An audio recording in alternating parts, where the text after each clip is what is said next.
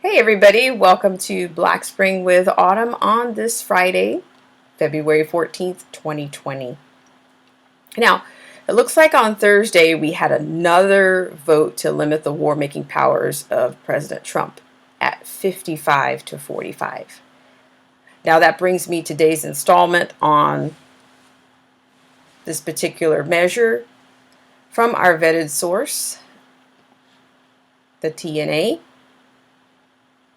So if you will go there with me. Okay, so this particular article is Senate Votes to Limit War-Making Powers of the President, written by Steve Bias. Now here again, I will be paraphrasing and doing some quoting here. You can also check out the article for yourself at thenewamerican.com. In a bipartisan vote on Thursday, the U.S. Senate approved and voted 55 to 45 to limit the ability of President Donald Trump to go to war against Iran. Okay, this vote came several weeks after Trump's bold strike killing an Iranian general. While it is not surprising that Democrats voted to limit Trump, some Democrats would vote against Trump any chance they had. It was noteworthy that 8 Republicans joined in supporting the resolution authored by Senator Tim Kaine of Virginia. Now, just FYI, for those of you not familiar with Senator Tim Kaine, Democrat Tim Kaine was Hillary Clinton's running mate in 2016 against Trump. But Kaine insisted that the resolution was not aimed at Trump or any other particular president.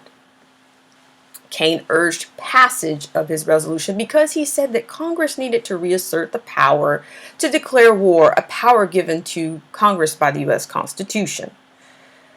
Okay. Article 1, Section 8 of the Constitution explicitly gives Congress, not the president, the power to declare war and to grant letters of marque and reprisal.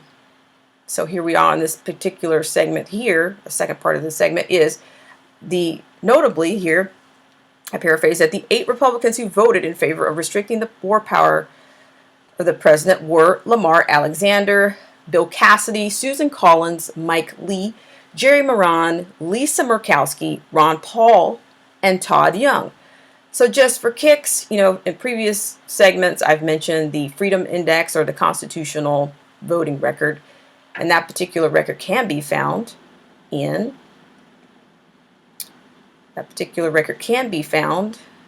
the Freedom Index. So if you hop over to thenewamerican.com/freedom-index, you will find the Freedom Index, a congressional scorecard based on the U.S. Constitution. So with that said, let's type in the first constitutional, type in the first voter. We had Alexander, that's Lamar Alexander. Okay, Lamar Alexander. You type it in and it will bring up, okay, name Lamar Alexander, Senate, Tennessee, Republican, the cumulative Freedom Index score of 50%. Okay, so if you're pre-baby boomer, Gen Z, Gen X, millennial, whatever coin that gives you that's the best fit for you, 50% on most grading scales is pretty much failing. So you can also scroll down to look at the types of propositions, proposals, the bills, the way that this particular senator has voted. Now, there's at least 4 components here. It's based on, you can look at the breakdown for yourself, but just generally it's dealing with constitutional values or principles. It's dealing with fiscal responsibility, reduced foreign entanglements, extended foreign entanglements. It's based on smaller government.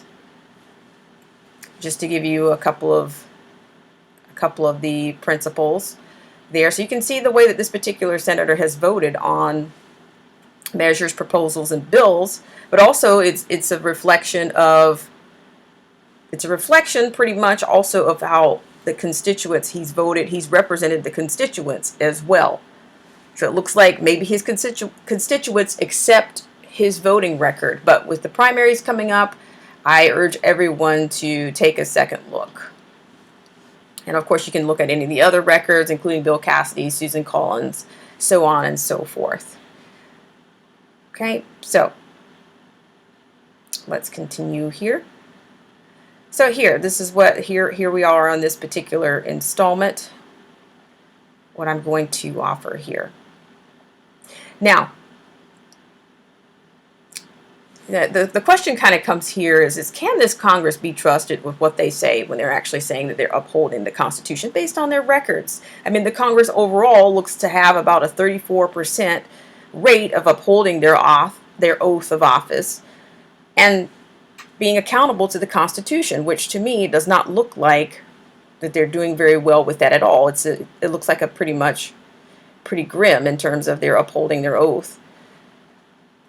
And here specifically my tag is, it seems that history has revealed, geopolitical gain for, previous administrations as well as Congress and their approval for agitating instability in regions of the Middle East in the past.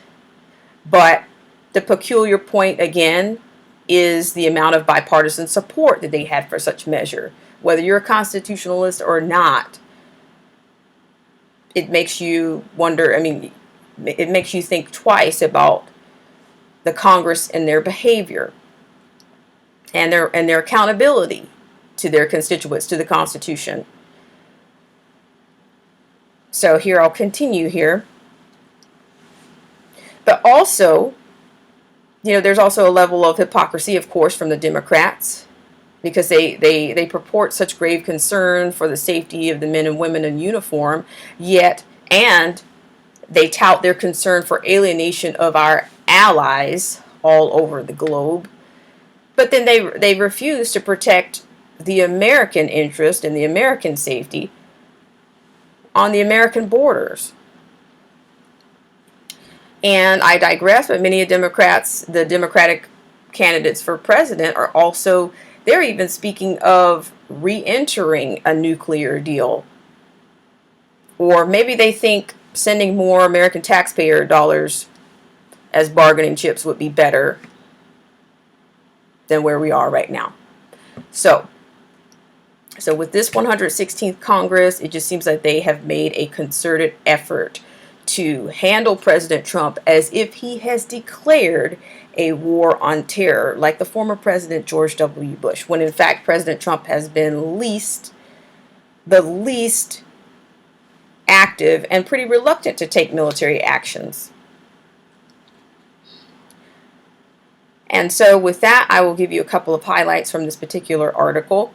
One being, quote, Republican Senator Todd Young lamented that it has become necessary to pass such a resolution, but it was because Congress had long attempted to pass the buck to the president at any time a decision is made concerning military action. Quote, he says, it is time to do our job. He stressed that he has appreciated Trump's leadership in many areas. And here's the last installment on this particular segment. Sadly, the only thing consistent about the Democrats on this issue is their inconsistency.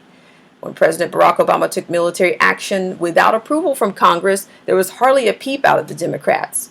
When President Bill Clinton likewise took military action repeatedly, including a multi-day action sending troops into Somalia, Democrats did not line up to condemn him.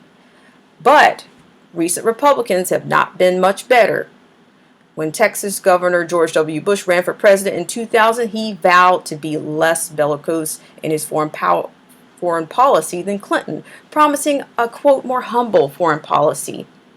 He indicated that he would be less quick to deploy our military forces as Clinton. All right, so let me know what you think. Is this an action of neocons or the bought and paid for? Let me know what you think about the War Powers resolutions. Also, let me know what you think. And please hit that bell for notifications and let me know if you have difficulty with that.